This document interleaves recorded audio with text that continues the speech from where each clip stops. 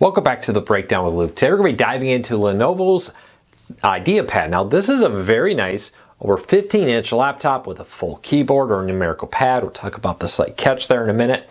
A lot of features: Wi-Fi 6, SD card reader, beautiful full HD screen, and more with this. So what are the pros and cons of it? What are the downsides? We're going to be talking all about that here in this video real quick. Now, first thing about this review, I'm going to break this down as you're buying this, taking it home.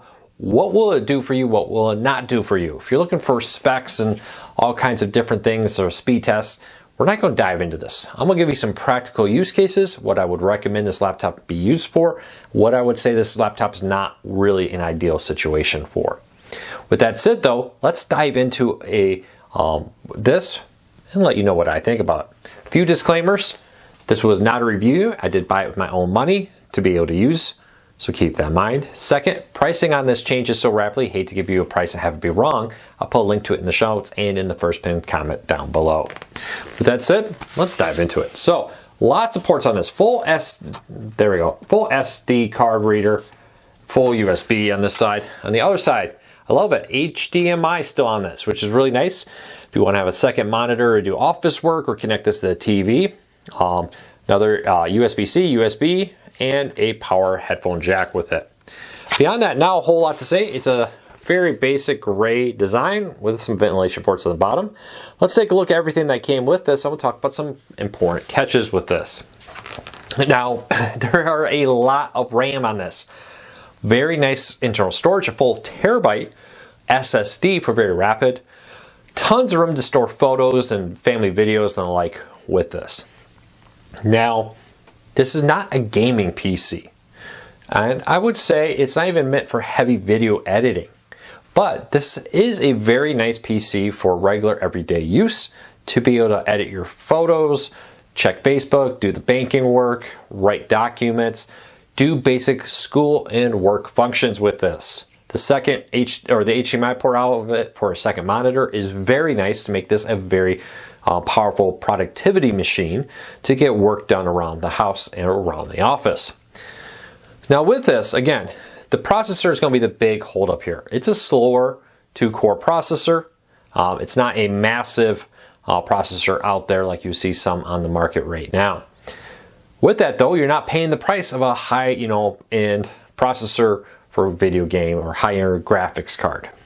Now, could you do some gaming on this? Yeah, there's a lot of older games and lower resource games. I wouldn't want to play Call of Duty on this, for example. But while playing some old classic games just to kill a little bit of time, this is probably a fine little laptop for that.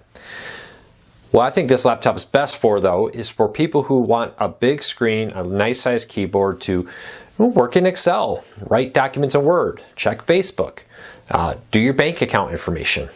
For all the things we love to do on our phone, there are times where having a regular laptop is still very helpful for that. If you're looking for a nice laptop to send your kid to school, just to do school work, not necessarily game, or you're looking for something that you can have for yourself to do regular housework, or maybe you're looking at this for an office to do work around an office, process orders, check balances, all that kind of generic work, I think this is a great laptop.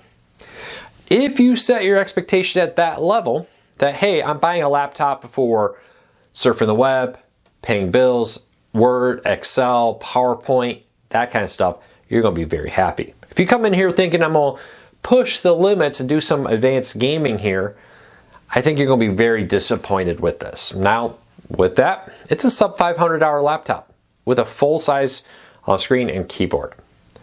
Now, one catch here, the numerical keypad is slightly shrunken.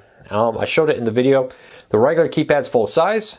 There is a full keypad on the side, just a little bit smaller. So if you're an accountant using that keypad a lot, you may want to either get a slightly bigger laptop or get one of the external keypads. But I think overall, we're in a very nice position here with that.